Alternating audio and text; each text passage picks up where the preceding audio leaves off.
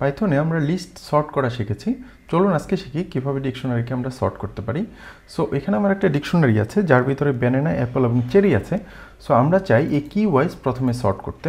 So কি wise যদি আমরা সর্ট করতে চাই তাহলে ডিকশনারিটাকে প্রথমে লিস্ট অফ টাপলে কনভার্ট করে নেব। তার জন্য আমরা আইটেমস মেথডটাকে কল করব এবং সেটাকে সর্টেড মেথডের ভিতরে পাস করে দেব এবং এই সর্টেড মেথড সেটাকে সর্ট করবে এবং ফাইনালি আমার ডিকশনারিতে কনভার্ট করব। সো এই কোডটাকে যদি আমি রান করি তাহলে আমরা দেখতে পাচ্ছি কি ওয়াইজ অ্যাপেল, ব্যানানা এবং চেরি সর্ট হয়েছে।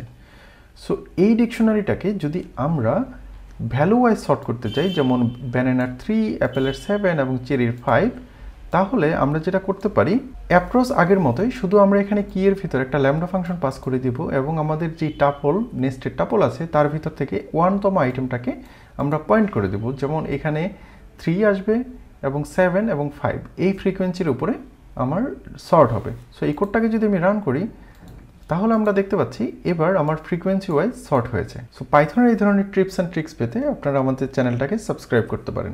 Thank you.